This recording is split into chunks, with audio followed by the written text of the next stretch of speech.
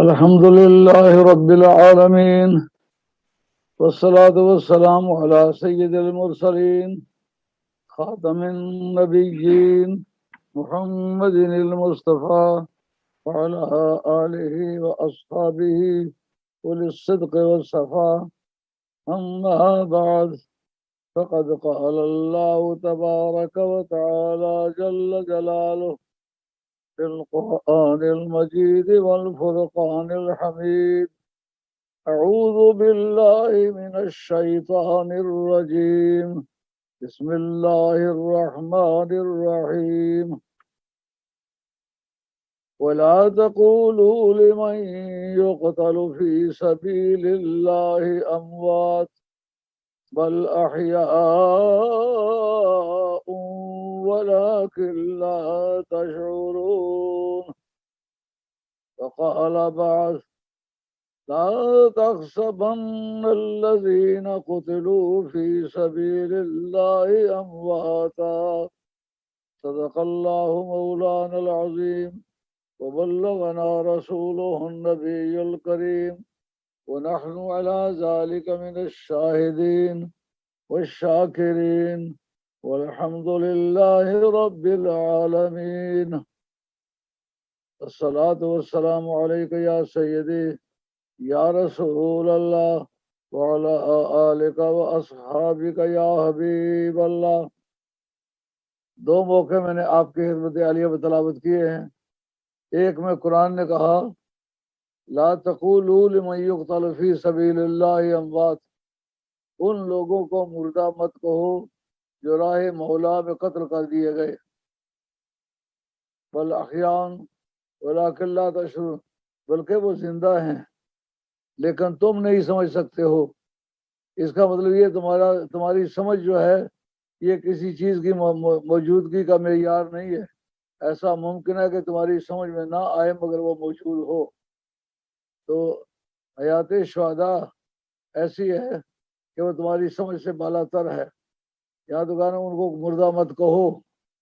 دوسرے مقام پر کہا لا تحسبن الذین قتلوا فی سبیل اللہ امواتا، ان لوگوں کو مردہ عقیدہ بھی مت کرو، ان کے بارے میں یہ عقیدہ رکھنا بھی حرام ہے کہ وہ مر گئے، نہیں، وہ زندہ ہیں۔ ان کی زندگی کی نوعیت ایسی ہے جس کو تم نہیں سمجھ سکتے ہو۔ اور امام فخر الدین رازی رحمۃ اللہ علیہ نے اس کے سباق کو آگے چلایا ہے۔ فن تفسیر میں سیاق اور سباق، یعنی جو پہلے گزر چکا ہے وہ اور جو آنے والا حصہ ہے وہ، اس کے ساتھ ایک ٹکڑے کا تعلق ہونا چاہیے۔ پیچھے سے بات کیسی چلی آ رہی ہے؟ بات اس طرح کی چلی آ رہی ہے کہ جن لوگوں نے میدان جہاد میں سرکار دو عالم علیہ السلام کی سنگت میں شہادت پائی ہے، ان کے مطلب بتایا کہ اس گلی کے مردے کو مردہ نہیں کہہ سکتے ہو، اس گلی میں مرنا جینا ہے۔ سبحان اللہ، اس گلی کے کیا کہنے، قرآن نے کہا ان کو مردہ مت کہو۔ یہ ایک نقطہ بیان کیا کہ اگر ہمیشہ جینا چاہتے ہو ہمارے راستے میں مرو، جو ہمارے راستے میں چل کے مرے گا اس کو بارگاہ خداوندی سے وہ موت کی تلخیاں اور موت کے رسوائیاں ہرگز پیش نہیں آئیں گی۔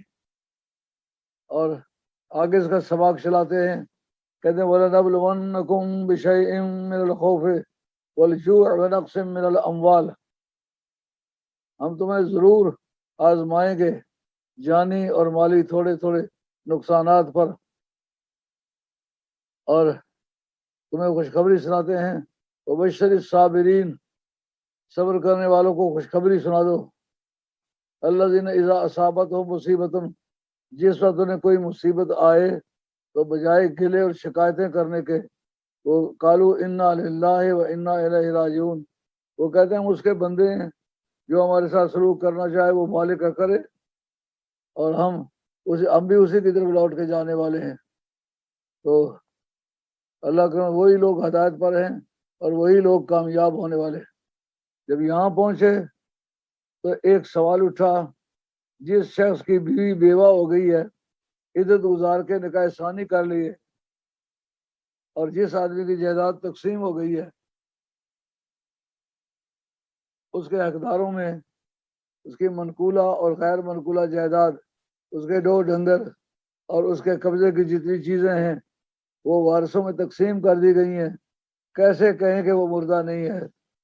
اچھا، جائیداد کا تقسیم ہونا، یہ بھی جب کبھی آپ تقسیم کے لیے جائیں گے تو عدالت آپ سے کہے گی ڈیتھ سرٹیفکیٹ شامل کرو۔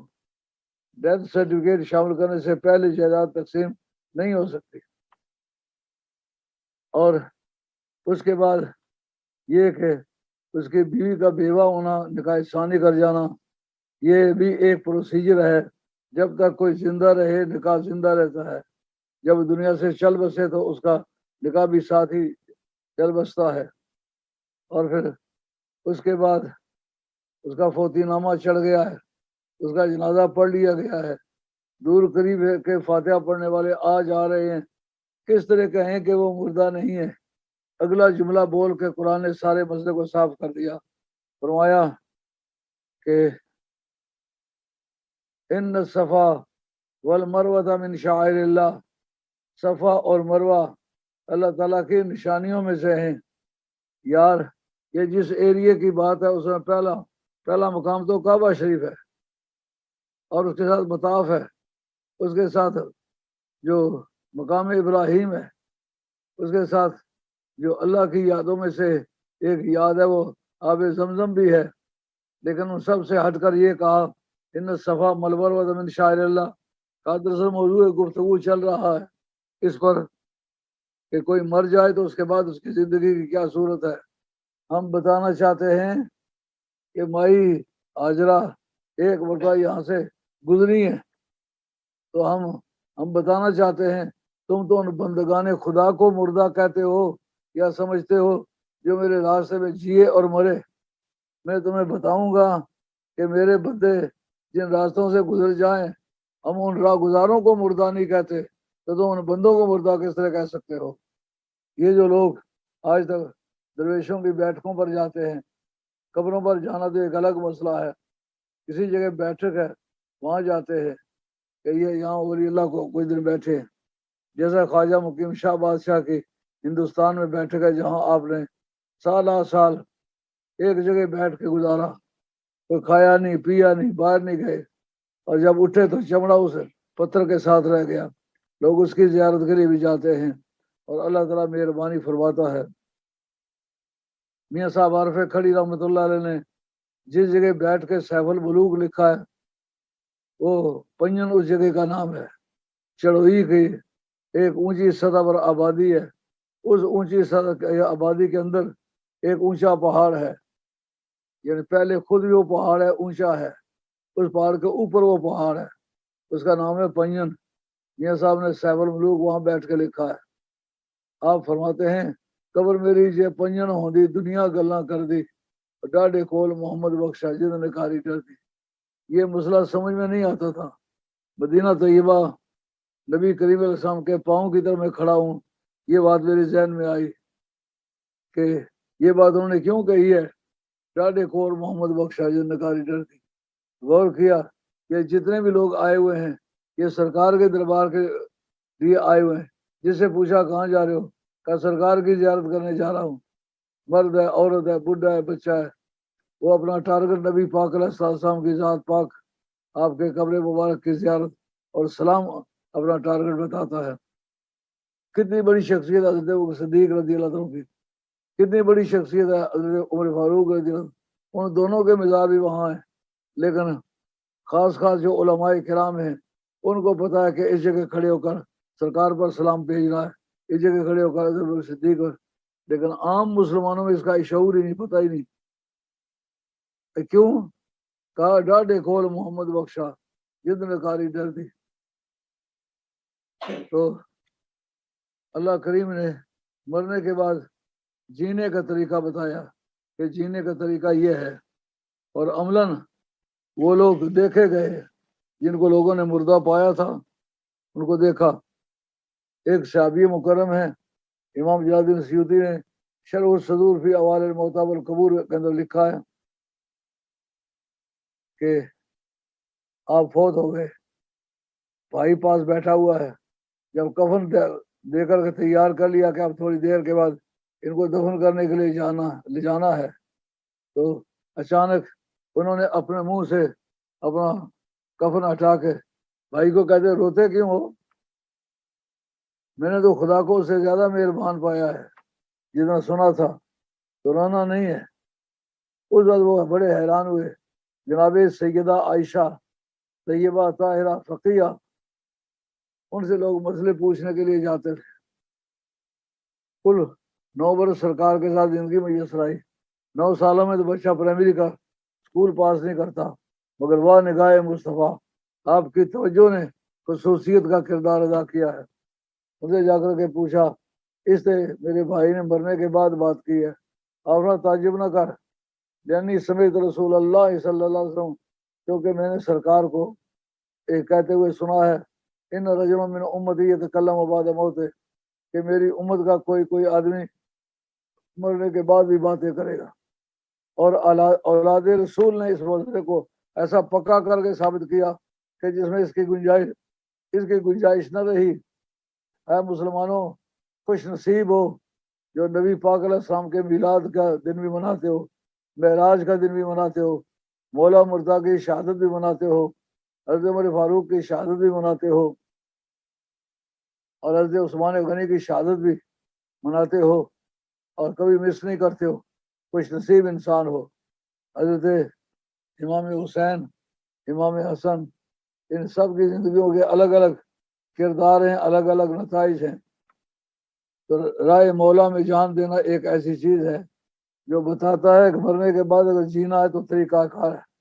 حضرت امام حسین علی جناب رضی اللہ تعالیٰ عنہ کی ذات پاک، جس وقت آپ کے سر اقدس جو کٹا ہوا ہے، نوکے نیزہ پہ چڑھا ہوا ہے، اور اس جگہ ایک پڑھنے والا سورہ کاف پڑھتا ہے، کہتا ہے ام غصبتا ان اصحاب الکاف والرقیم کانوا من آیاتنا عجبا، کیا تم نے گمان کر لیا ہے کہ تختیوں والے اور غار والے وہ ہماری عجیب نشانیوں میں سے ہیں؟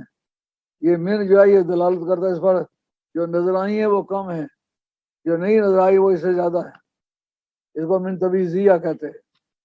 اور یہ کلام جو ہے استفہام انکاری ہے، یعنی یہ تم نے سمجھا یہ غلط ہے۔ واقعہ یہ ہے کہ اس کے علاوہ بے شمار ہماری نشانیاں ہیں۔ جس اس کلمے پر پہنچا اس وقت امام بہقی نے اپنی سنن کبریٰ کے اندر لکھا ہے، ایک حضرت امام جلال الدین سیوطی نے خصائص کبریٰ اس کے اندر لکھا ہے، یعنی بعد کے جو زمانے ہیں علم مستقبل کا علم ہونا، اس کی مثالوں میں یہ بھی لکھا ہے کہ سرکار نے فرمایا تھا کہ میرا بیٹا باتیں کرے گا۔ تو جس اس کی یہ آواز آئی تو حضرت امام حسین کا سر جو ہے وہ نیزے پہ چڑھا ہوا ہے، وہاں فرماتے ہیں ان آج من اصحاب کاف و رقیم قتلی و حملی، کہ اصحاب کاف کے مقابلے میں میرے سر کا کٹا جانا، نیزے پہ چڑھایا جانا اور میرا پیشہ کیا جانا، یہ اس سے زیادہ تعجب خیز ہے۔ کیوں تعجب خیز ہے؟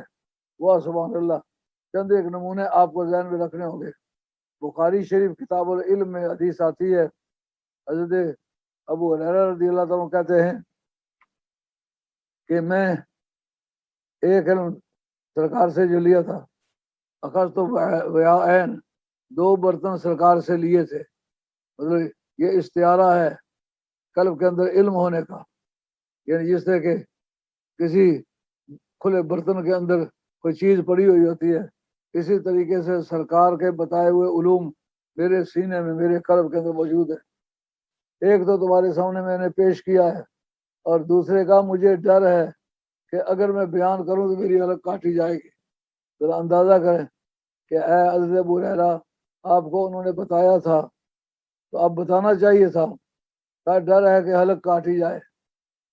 حضرت شاہ حسن بصری رحمۃ اللہ علیہ کے بارے میں محدثین نے گفتگو کی ہے، مراسیل جو حدیث کسی تابعی نے یا صحابی نے حضور سے سنی نہیں، کسی اور بات بندے سے سنی ہے، لیکن اپنے مروی عنوں کا ذکر نہیں کرتا، جس سے سنی ہے اس کا ذکر نہیں کرتا، بات کو مضبوط ظاہر کرنے کے لیے سرکار کا نام لیتا ہے۔ حضرت شاہ حسن بصری رحمۃ اللہ علیہ کے مراسیل کا اور محدثین کی مراسیل جو ہیں وہ چھان بین کی محتاج ہیں، ان کو آپ صحیح حدیث نہیں کہہ سکتے، لیکن حضرت حسن بصری رحمۃ اللہ تعالی علیہ کے جو مراسیل ہیں وہ آپ پکے سمجھیں۔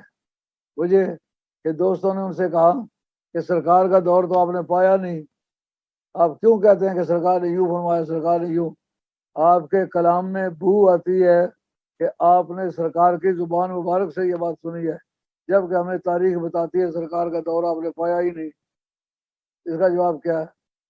آپ فرماتے ہیں یار ہم لوگ سچوں کے شاگرد ہیں، خود سچے ہیں، کبھی جھوٹ کہا نہیں، جن سے ہم نے سنا تھا وہ بھی جھوٹ کہنے والے لوگ نہیں تھے۔ بات ٹل گئی۔ پھر ایک مرتبہ دوستوں نے گھیر لیا کہ آپ کو بتانا پڑے گا کہ قصہ کیا ہے، جب سرکار سے باتیں سنی نہیں ہیں تو پھر نام سرکار کا کیوں لیتے، اس راوی کا نام کیوں نہیں لیتے؟ فرمانے لگے ہم نے بدریوں کے ساتھ مل کے کتنی جنگیں کی ہیں، بدری بخشے ہوئے لوگ ہیں، پروردگار نے ان کو بخشا ہوا قرار دیا ہے۔ تو اس موقع پر آپ نے کہا نہیں چھوڑتے ہو تو بتاتا ہوں، یہ ساری روایتیں مولا مرتا سے سنی ہیں، تو پھر ان کا نام کیوں نہیں لیتے ہو؟ ان کا حجاج بن یوسف کے اقتدار کا زمانہ ہے، میں سمجھتا اس کا نام لوں تو میری گردن کاٹی جائے گی۔ حضرت ابو ہریرہ سچے اور پکے صحابی ہیں، بات کہنے کی ہے پر ڈر ہے مارے جانے کا، اس لیے نام نہیں لیا، نام نہیں لیتے۔ اسی طرح شاہ حسن بصری آپ تمام قادریوں کے پیر ہیں، چشتیوں کے پیر ہیں اور محدثین کے پیر ہیں، مفسر ہیں چوٹی کے، آپ کا قول قول فیصل کی طرح سمجھا جاتا ہے۔ آپ نے جو باتیں سیکھی تھیں حضرت مولا مرتضیٰ سے، مولا مرتضیٰ کا نام کیوں نہیں لیتے؟ ان کا نام لوں تو حجاج بن یوسف میری گردن اڑا دے گا۔ وہ امام حسین، ایک طرف تو وہ لوگ ہیں جن کو یہ پتا چلا کہ گردن اڑ جائے گی اس لیے بات کرتے نہیں، وہ حسین تجھے پتا ہے برتن میری کٹ گئی ہے، سرکار نے فرمایا کہ امام حسین یہ بات تم سمجھو، عشق کہے میں بیرے تیرے وچ بازاراں تولاں گا، عاشق آکے پورا تولی کٹ تولیں تاں بولاں گا۔ تو امام حسین نے یہ امر واضح کیا کہ میں آج بھی زندہ ہوں۔ یہ تصدیق جو قرآن مجید کی آیتوں کی ہے اس طرح کوئی صحابی نہیں بیان کر سکا، کوئی تابعی نہیں بیان کر سکا، کوئی ولی نہیں بیان کر سکا۔ میری معلومات کے مطابق خدا کی کائنات میں ایک ہی بندہ ہے جس کا نام امام حسین ہے، جس نے شہید ہونے کے بعد سر کٹا ہوا باڈی رہ گئی ہے کربلا شریف میں، سر یہاں آیا ہے تو اکیلا سر ہی بات کا جواب دے رہا ہے۔ اس نے ثابت کیا کہ اس طریقے سے شہید زندہ ہوتے ہیں۔ واہ سیدہ فاطمہ تیرے وطن پر قربان، تیری اولاد پر قربان، تیرے خاندان پر قربان، تیرے خاندان کا ہر رنگ نرالا ہے، ہر طریقہ انوکھا ہے، تیری ذات پاک خود بڑی معزز اور محترم ہے، آگے تیری اولاد بھی اسی شان کی ہے۔ اور امام حسین نے یہ بات بتلائی کہ میں وہ حسین ہوں جو سرکار کی نماز کی حالت میں ان کے اوپر سوار ہو جاتا تھا، مجھے روکتے نہیں تھے، بدر تک تسبیحیں جاتی تھیں۔ آج اس کے بدلے کا وقت ہے، آج دیکھو 72 سال ان کے بدلے میں دے کے اللہ کی بارگاہ میں سرخ روئی کا ایک سرٹیفکیٹ حاصل کر رہا ہوں۔ محبت اس کا نام ہے کہ جو آدمی محب ہوتا ہے وہ اپنے محبوب کی اداؤں کا پیروکار ہوتا ہے۔ تو یزید کو امام حسین نے جس تدبیر سے گرایا ہے، لوگ آج سمجھتے ہیں کہ امام حسین نے تو کربلا میں جنگ کی ہے، لیکن ان کو پتا ہے اس کی یہ شارگ ہے، اس کے اگر یہ شارگ مار دوں گا تو 100 مرتبہ یزید جیے اور اس کا جینا نہیں ہوگا، اس کا جینا مرنا ہوگا۔ آج اگر کوئی یہ سمجھنا چاہے کہ یزید نے کس طرح ثابت کیا ہے کہ میں مر گیا ہوں، کربلا کا واقعہ بتاتا ہے کہ تو مر گیا ہے۔ کیوں؟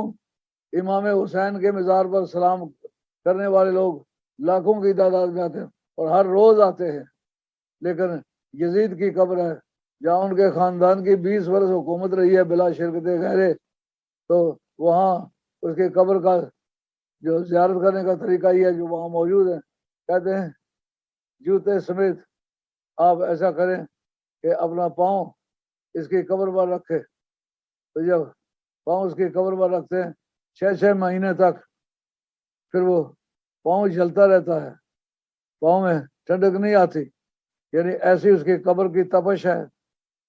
اور قبر کے اوپر کیا پڑا ہوا ہے؟ سینیٹیشن پیڈ پڑے ہوئے ہیں، بچوں کی نیپیاں پڑی ہوئی ہیں، استنجا کرنے کے پتھر وہاں پڑے ہوئے ہیں۔ ذرا اندازہ کریں جن کی حکومت وہاں اتنے برس رہی ہے تو وہ اپنے جو بزرگ تھے ان کے روزے نہیں بنا سکتے تھے، ان کی چار دیواریاں نہیں بنا سکتے تھے، مگر رب نے بتلایا دشمنان آل بیت کا دنیا میں بھی اسی طرح رسوائی ہوگی اور قیامت میں بھی اسی طرح رسوائی ہوگی۔ تو حضرت نبی کریم علیہ الصلوۃ والسلام نے یہ بات پہلے بتا دی ہوئی تھی، یہ پروگرام رب سے مل کے بنا ہے۔ نبی کریم علیہ الصلوۃ والسلام ترمذی شریف کی حدیث ہے کہ سرکار نے فرمایا حضرت سیدہ ام سلمہ کو کہ تو دروازے پر بیٹھ جا، اندر کوئی نہ آئے، کیونکہ آج ایک فرشتہ آیا ہے جو میرے ساتھ کوئی اسپیشل بات کرنا چاہتا ہے، اس کا علم کسی کو نہیں ہونا چاہیے، تو دروازے پر بیٹھ تو کسی کو اندر آنے کی اجازت نہ دے۔ اندر بیٹھے ہوئے ہیں، اچانک امام حسین کھیلتے کھیلتے آئے، دوڑتے دوڑتے، جب دروازے سے گزرنے لگے تو حضرت ام سلمہ نے کہا کہ حسین، سرکار نے منع فرمایا ہے کہ کوئی اندر نہ آئے۔ آپ فرمانے لگے تو ہی اہل بیت میں سے ہے، میں بھی اہل بیت میں سے ہوں، لیکن تو اہل بیت سبب ہے، لیکن میں اہل بیت ولادت ہوں، میرے مقابلے میں تیرے حقوق لوئر درجے کے ہیں، چھوٹے درجے کے، بڑے درجے کے نہیں ہیں، تو میں کوئی ہوں، میں آپ کو روکوں تو روک سکتا ہوں، لیکن مجھے تو روکنا چاہے نہیں روک سکتا۔ سرکار نے فرمایا آنے دے، آتے دھڑام سے حضور کی گود میں آ لگے۔ سرکار نے بڑا پیار فرمایا۔ وہ فرشتہ کہتا ہے یا رسول اللہ مجھے یہ بتلائیں آپ اس صاحبزادے سے پیار کرتے ہیں؟ ان کا بے حد پیار کرتا ہوں، میں اس کے پیار کی تفسیر نہیں بتا سکتا۔ اس وقت فرشتہ کہتا ہے میں ایک بڑی غم انگیز قسم کی خبر لایا ہوں، آپ اگر چاہیں تو میں آپ کو بتاؤں۔ جو رب کی طرف سے وہ مجھے منظور ہے، بتا کیا ہے؟ انہوں نے کہا آج آپ کی بارگاہ میں اطلاع لایا ہوں کہ کربلا ایک جگہ کا نام ہے، اس جگہ اس صاحبزادے کو شہید کیا جائے گا، بتائیں اگر آپ چاہیں تو میں اس کا سیمپل آپ کو پیش کرتا ہوں۔ آپ نے پیش کر، جب مٹی لا کے پیش کی، فرمایا یہ مٹی جو ہے جس خون میں تبدیل ہو جائے گی، اس وقت سمجھیں کہ امام حسین کا واقعہ شہادت عمل میں آیا ہے۔ ذرا اس پر غور کریں، مٹی کہاں ہوگی؟ مدینہ طیبہ میں ہوگی، اور باڈی حضرت امام حسین کی کہاں ہوگی؟ کربلا میں ہوگی۔ اس واقعے کے سختی کو سمجھ کے یہاں مٹی کا خون ہو جانا، اس سے یہ ثابت ہوتا ہے کہہ دو کہ اس طرف سے نہ گزرے کوئی حسین، تحصیل جذب ہے میری خاک مزار میں، درد آشناؤں کی مٹیاں بھی درد آشنا ہوتی ہیں۔ جو لوگ یہ کہتے ہیں کہ نبی کو دیوار کے پیچھے کا نہیں پتا، ان سے یہ بات کرو کہ سرکار کو کیوں پتا نہیں؟ اگر کربلا کی مٹی کو پتا ہے کہ مدینہ شریف میں کیا ہے، مدینہ شریف کی مٹی کا یہ پتا ہے کہ کربلا میں کیا ہو رہا ہے، اور حدیث ترمذی شریف کی ہے، راوی حضرت عبداللہ ابن عباس ہیں، چوٹی کا محدث ہے، جس کو سرکار نے خود ترجمان القرآن کا قرار دیا ہے، اور فرمایا کہ مولا کریم اس کے سینے کو اسی طرح علم سے بھر دے جس طرح اس نے پانی کا لوٹا میرے لیے بھرا ہے۔ تو اس کے بعد ان کو ترجمان القرآن بھی کہا، ان کی حدیث ہے اور ترمذی کے اندر موجود ہے۔ یہ ساری چیزیں آگے پیچھے کی بیان کرتے ہو، یہ کیوں بیان نہیں کرتے ہو؟ اور جب سرکار نے فرمایا میں دو چیزیں تمہیں چھوڑ کے جا رہا ہوں، قرآن اور اہل بیت، تو تم ہمیشہ اس کو اچھالتے ہو جو حضرت مالک کی روایت ہے، لیکن وہ مالک کی روایت مرفوع روایت نہیں ہے، یہ جو ہم پیش کرتے ہیں یہ حدیث مرفوع ہے، سرکار کی زبان سے سنا ہے حضرت جابر بن عبداللہ انصاری نے، باقی صحابہ نے، 30 سے زیادہ صحابی اس کے راوی ہیں۔ جب 30 سے زیادہ راوی اس کے راوی ہیں، روایت کرتے ہیں، اتنی پکی حدیث کو چھوڑ کے وہ حدیث جو مرسل ہے وہ 2 اماموں کے نزدیک قابل قبول ہے اور 2 کے نزدیک قابل قبول نہیں، لیکن جو بیچ میں راوی ہیں وہ انہوں نے بھی بیان نہیں کیے کہ جنہوں نے اس کو کہا کہ یہ حدیث مرسل ہے۔ اس کا مطلب یہ ہے کہ نبی کریم علیہ السلام کی بارگاہ میں یہ جو واقعہ پیش کیا گیا مٹی سرکار نے کس کو دی؟ حضرت ام سلمہ کو. ام سلمہ کو مٹی دینا سرکار کے غیب دان ہونے کی شہادت ہے. وجہ ادھر جناب سیدہ فاطمہ بھی زندہ ہے. یہ مٹی ان کو دی جانی چاہیے تھی کہ جن کے صاحبزادے کی بات ہے. تو صاحبزادے کے ساتھ جو حضور کا پیار ہے وہ تو خاتون جنت سے بھی زیادہ پیار ہے. تو اس وقت نبی کریم علیہ السلام نے یہ نہیں فرمایا کہ مولا کریم اس مصیبت کو ٹال دے. کرینہ کہتا ہے کہ مائی صاحبہ کو یہ مٹی دینی چاہیے کیونکہ زیادہ درد والا رشتہ ان کا ہے. اور عمر کے لحاظ سے اگر شمار کرو تو جناب سیدہ عائشہ کی عمر کم تھی. کم سے کم عمر کی جو حضور نبی کریم علیہ السلام کی زوجہ مطہرہ ام المومنین ہیں وہ حضرت سیدہ عائشہ تھی اور فقیہ بھی ہیں. ان میں سے کسی کو نہ دینا. وہ محبوب کبریا تیرے علم پر قربان سمجھا دیا یہ ہمیں کہ آپ نے اس کو دی مٹی جس کی عمر سب سے زیادہ تھی. عمر سب سے زیادہ ہونا یہ کرینہ ہے سب سے پہلے مرنے کا کہ نہیں؟ تو جس پر کرینہ موجود تھا سب سے پہلے مرنے کا اس کو لے کے مٹی دینا یہ ثبوت ہے اس بات کو نبی کریم علیہ السلام جانتے ہیں کہ حضرت سیدہ ام سلمہ کا وصال کب ہوگا. اور سچ مچ جمعے والا دن ہے. جناب سیدہ کہتی ہیں زور کے وقت میں نے دیکھا کہ وہ مٹی جو ہے وہ پگھل رہی ہے اور خون میں تبدیل ہو رہی ہے. تو اس وقت میں سمجھ گئی کہ یہ وہی واقعہ ہے. اب جناب زور کا وقت ہے لیکن میرے اوسان خطا ہو گئے. سبحان اللہ سبحان اللہ کیا شان ہے خون حسین کی. نہ ام سلمہ نے کہا اللہ کریم سے بچا نہ سرکار نے فرمایا کہ اللہ کریم حسین کو بچا. تو یہ پروگرام سرکار کے ساتھ مل کے رب نے بنایا ہے. معلوم ہوا خدا بندے سے خود پوچھے بتا تیری رضا کیا ہے. اگر سرکار اس پر راضی نہ ہوتے کہتے مولا کریم یہ ٹال دے. لیکن سرکار نے یہ نہیں فرمایا اس کو ٹال دے. کہا آتے حسین صبرن حسین کو صبر عطا فرما. صبر کی دعا مانگی مشکل حل ہونے کی دعا نہیں مانگی کیونکہ امتحانات درجے بلند کرنے کے لیے ہوتے ہیں. جس وقت اسکولوں میں پیپر آتے ہیں کہ فلاں تاریخ آپ کے بچے کا امتحان ہے تو آپ دعا کرتے ہیں کہ مولا کریم اس امتحان کو ٹال دے. نہیں کرتے. امتحان میں پاس ہونے کی دعا کرتے. درجے ہمیشہ بلند ہونے کے لیے ہمیشہ امتحان ہوا کرتے ہیں. حضرت امام عالی مقام کی ذات پاک ان کے دل کو ذرا بھی ٹھیس پہنچے تو سرکار بہت آزردہ ہوتے تھے. درر الاصداف میں یہ لکھا ہے کہ ایک مرتبہ حسن و حسین کا آپس میں کمپٹیشن بڑھ گیا. دونوں کو خط دیے لکھنے کے لیے اپنی اپنی تختیاں لکھو. بعد میں فیصلہ کرتے ہیں کس کا خط زیادہ خوبصورت ہے. لاڈ بھی کس قسم کے ہیں کہ فرمایا حسین تو بھی تختی لکھ حسن تو بھی تختی لکھ. جب دونوں نے تختیاں لکھی حضور کی بارگاہ میں پیش کی. حضور دیکھ کے مسکرائے تاکہ کیا فیصلہ کرے. جس کے خلاف فیصلہ کیا وہ ناراض ہوگا. میں نہیں کہہ سکتا کہ اس کا اچھا یا اس کا اچھا ہے. آپ نے 7 موتی ان تختیوں کے رکھ کے ان کے اوپر چھوڑے. ان کا جس کے تختی پر زیادہ یہ موتی چلے جائیں گے اس کے مطلب فیصلہ ہوگا کہ اس کا خط اچھا ہے.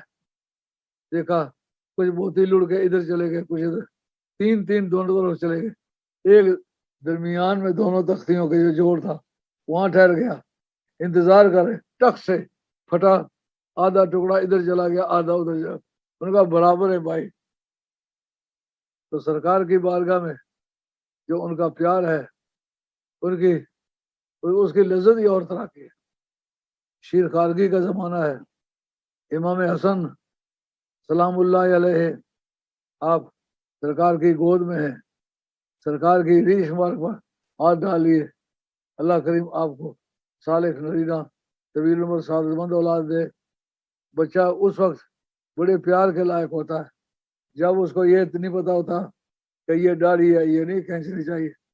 لیکن بچے کا ہاتھ ایسا مضبوط ہوتا ہے اگر داڑھی میں ہاتھ ڈال لے خدا ہی اس کو نکالے تو نکالے. نہیں تو بچے کے ہاتھ کو زخمی کیے بغیر بچے کا ہاتھ نہیں نکالا جا سکتا. جناب سیدہ دوڑی ہوئی آئیں اور آ کر کے ان کے ہاتھ کھولنے کے لیے آپ نے انگلی پکڑ کے کھینچی. فاطمہ تیرا کیا مطلب ہے؟ اس کو کھینچ لینے میں جانوں اور میری ڈاڑی. اور امام حسن جان ہے آپ نے جب بھائی صاحبہ حضردہ کے واپس چلی گئی, دیکھنے کی سرکار کیا کریں گے. سرکار نے اپنی زبان مبارک نکال کے ان کے منہ میں ڈالی. تو بچے کی عادت ہے زبان کو دیکھے تو سرخ سی لگتی ہے, بچہ ہر چیز کو چھوڑ کے اس کو پکڑنے کی ٹرائی کرتا ہے. جب زبان کو پکڑنے کی ٹرائی کی تو ہاتھ چھوٹ گئے. اور یہ طریقہ ہے اس کے آزار سے بچنے کا. نبی کریم صلی اللہ تعالی وسلم کی ذات بابرکات, اتنا پیار آپ نے فرمایا کہ یہ بتا دیا کہ یہ اس کی موت زہر کھانے سے ہوگی, اس کی موت تلوار سے ہوگی, لیکن دونوں کے لیے یہ نہیں دعا کہ بولا کہ ان مصیبتوں کو ٹال دے. آج یزید کے حامی کہتے ہیں ہمیں اس کا کوئی ثبوت نہیں مل سکا کہ یزید نے امام حسین کو شہید کیا.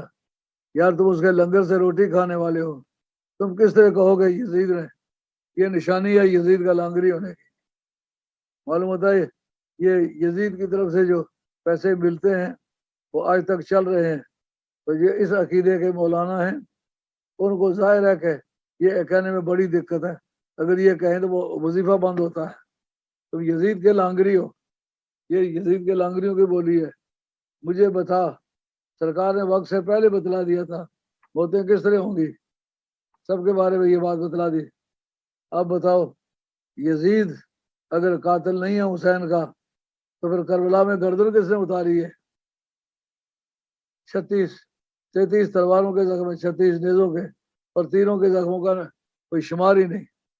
تو بتا جن کو وعدہ کیا ہوا تھا امام حسین کو اگر شہید کرو تو تمہیں رہ کا علاقہ بطور جاگیر کے دیں گے. تاریخ بتلاتی ہے کہ وہ اسی کو دیا جو حضرت سعد ہے, سعد کا بیٹا ہے عمر بن سعد. اس کے ساتھ واؤ فالتو لکھی ہوتی ہے, لوگ اس کو عمرو کر کے پڑھتے ہیں. نہیں, یہ عربی کا قاعدہ ہے. یہ مسئلہ براق الارواح نے لکھا ہے, وہ علم صرف کی اچھی مناسب کتاب ہے.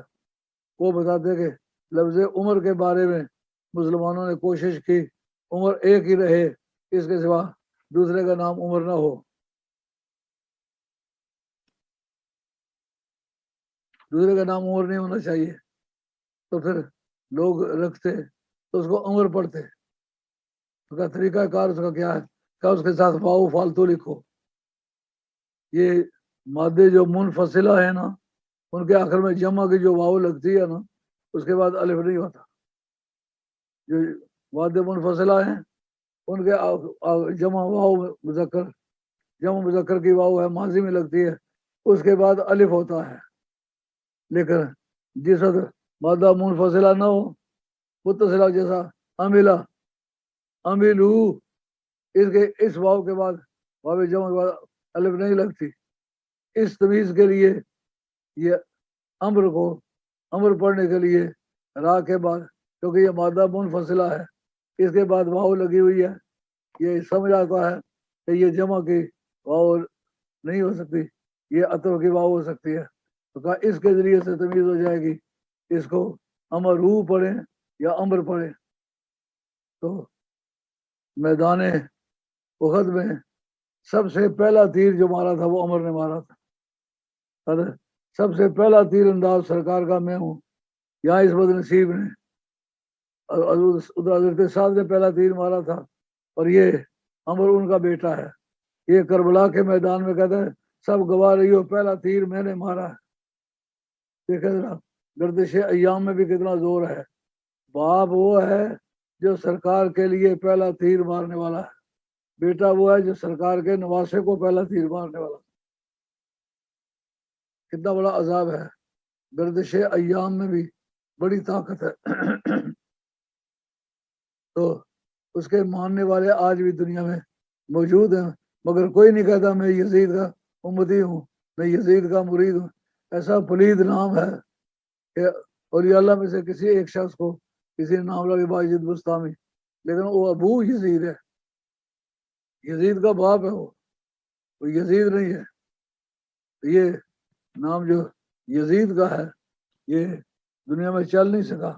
کوشش بڑی کی گئی کہ یزید کے زمانے میں یہ اس بات کی سزا ہونے لگی، کسی کا نام حسن نہیں رکھ سکتے ہو، حسین نہیں رکھ سکتے ہو، علی نہیں رکھ سکتے ہو، یہ جتنے بھی نام تھے اہل بیت اطہار کے سب ممنوع قرار دیے گئے۔ اور بعد میں اس سلسلے کا ایک خبیث انسان جس کا عمر ابن شام ہے، ابن شام، وہ اس کے زمانے میں یہ فیصلہ کیا گیا کہ تم کسی سید کو، اولاد فاطمہ کو کہیں پاؤ، اس کو قتل کر ڈالو، تمہارے خلاف کوئی قانونی کارروائی نہیں ہوگی۔ جب اہل بیت کا نام سنتے وقت اولاد کا فرد ہونے کی حیثیت سے پایا جائے تو واجب القتل تھا، پھر ان کو خدا نے پھیلایا کس طرح؟ یزید جو ہے اس کا کہیں برادریاں نظر نہیں آتی، حسین کی، حسن کی برادریاں نظر آتی ہیں۔ کسی وقت یہ سوال ہوا تھا کسی جاہل آدمی سے، میں نے کہا اس کی کیا وجہ ہے کہ حسن و حسین کی تو گاؤں کے گاؤں ہیں لیکن یزید کے نام کا کوئی گاؤں نہیں ہے، تو یہ کیا وجہ ہے؟ اس نے کہا بتاؤ کتیا بچے کتنے دیتی ہے؟ کم سے کم 12-13 بچے دیتی ہے، اور 2 مہینے کے بعد بچے جان دیتی ہے۔ بکری جو ہے وہ 6 مہینے کے بعد بچہ دیتی ہے، لیکن زیادہ سے زیادہ 2 یا 3 دیتی ہے۔ بکریوں کے ریوڑ ہیں، کتوں کے ریوڑ ہیں؟ نہیں، کتوں کے ریوڑ ہیں۔ کہا کیوں نہیں؟ ان کا حرام مال ہے، اللہ تعالیٰ اس کو ترقی نہیں دیتا۔ یزید کا بھی حرامی مال ہے، اس لیے اس کے افراد میں ترقی نہیں ہے۔ تو حضرت نبی کریم علیہ السلام نے جو قوم کو سبق دیا تھا اس کو چھپائے گا کوئی کہاں؟ سرکار کا فرمانا انا مسئلہ آل بیتی فیکم کسفینۃ نوح من رکبھا نجا ومن تخلف عنہا فقد ہلک۔ میری آل بیت جو ہے یہ تمہارے درمیان کشتی نوح کی مانند ہے، جو اس پر سوار ہو گیا اس کا بیڑا پار ہو گیا، جو اس سے رہ گیا وہ غرق ہو گیا۔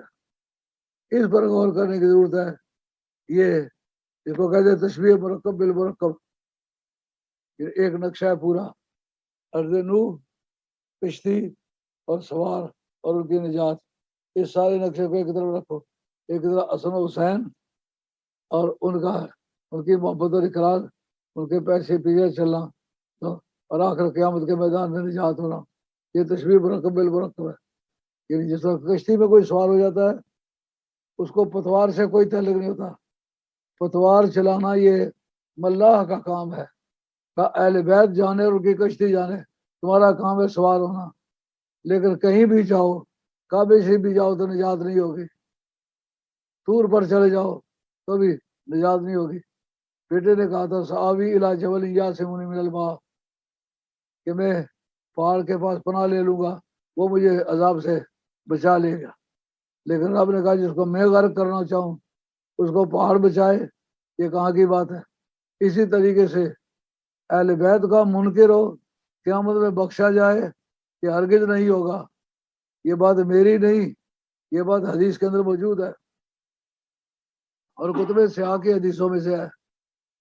اور ایک حدیث سرکار نے فرمایا میری امت، میری اہل بیت جو ہے وہ باب الخطہ ہے، جو بنی اسرائیل کو کہا گیا تھا جب انہوں نے بچڑے کی پوجا کی تھی تو خدا تعالیٰ نے ان کو آزمائش میں ڈالا تو معاملہ سیٹ نہیں ہو رہا تھا، بالآخر موسیٰ علیہ السلام نے فریاد کی مولا کریم کوئی بچت کی صورت نکلنی چاہیے۔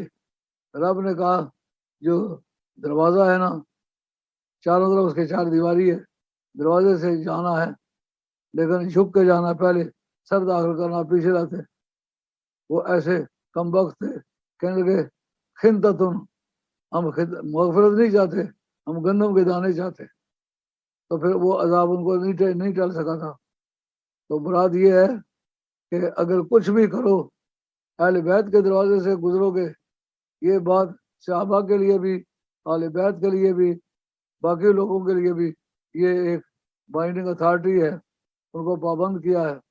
آپ دیکھیں گے دنیا کا کوئی ولی لے لو جس کے پاس آپ جائیں اہل بیت کا اس سے ذکر کریں، ایک بھی ولی ایسا نہیں جو اہل بیت کے بارے میں کوئی مشکوک جملہ بولے، ہمیشہ پیار کا جملہ بولے گا۔ ہم نے اپنے وقت کے بڑے بڑے درویش آل اللہ لوگ دیکھے، خود مجھے خود پیش آئے، لیکن اب اس وقت بیان نہیں کرتا، کہ اس میں یہ سمجھ آتا ہے کہ میں آل بیت میں سے ہوں تو میں بھی شاید کوئی بزرگ آدمی ہوں. اپنی بزرگ کے لیے بزرگی کا دم مارنے کا میں عادی نہیں ہوں. غوث پاک کا پوتا ہوں میں ضرور، لیکن میں اپنی بڑائی بیان کرنے کے لیے اس کو استعمال نہیں کرتا. اپنی آنکھوں سے دیکھے کہ اولیاء اللہ دیکھے، آل بیت کی تعظیم کرتے دیکھے. اور ہم جن کے مقلد ہیں، جن کا نام امام ابو حنیفہ ہے، بیٹھے ہوئے سبق پڑھا رہے ہیں. ایک صاحبزادہ گیند کھیل رہا ہے، بار بار وہ سامنے سے گزرتا ہے، جب گیند کو ہٹ کرتا ہے تو بھاگتا ہے گیند، پھر ہٹ کرنے کے بعد پھر وہ بال اٹھانا پڑتا ہے. آپ کے شاگرد آپ سے شکایت کرتے گا کیوں بار بار تکلیف اٹھاتے ہیں؟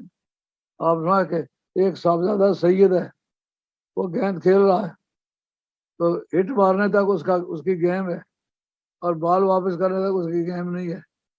تو یہ خواہ اس کو لیبر ہوتی ہے. میں اس کی تعظیم کے لیے کھڑا ہوتا ہوں. اول تو چاہیے کہ وہ گیند میں لا کے دوں. اگر میں لا کے نہیں دے سکتا تو کم از کم مجھے قیام تعظیم ہی ضرور کرنا چاہیے. مزہ آیا نا؟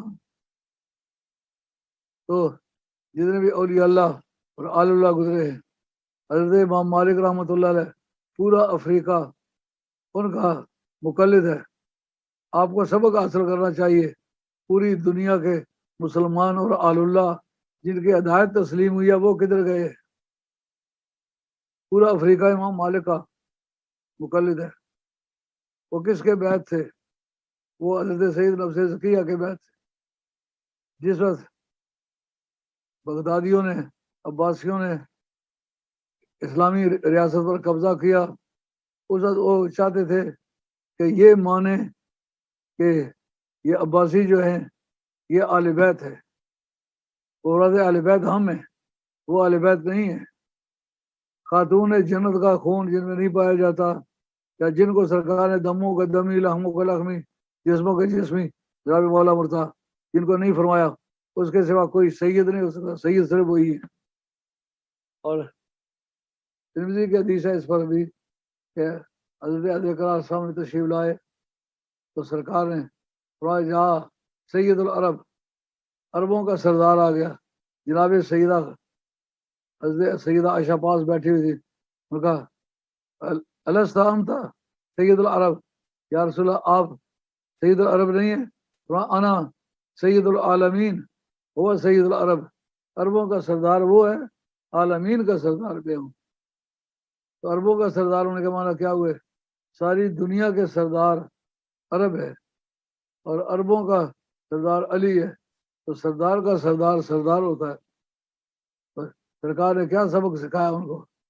نبی کریم علیہ السلام نے یہ بات ان کو بتلائی کہ ایک اولاد فاطمہ کا کوئی بندہ اور ایک اور کوئی کلمہ گو ایک ساتھ میں کھڑے ہو کے نماز پڑھ رہے، ایک کو اجر دگنا ملے گا جو سید ہے. یہی وجہ ہے کہ تھوڑی عبادت کرنے کے باوجود بھی سادات میں اولیاء اللہ کی تعداد زیادہ ہے. تو امام حسین تیری ذات پر قربان، تو نے مرنا اور جینا سکھایا، جینے کا طریقہ بتایا اور قوموں کو ذلت سے بچنے کے راستے بتلائے.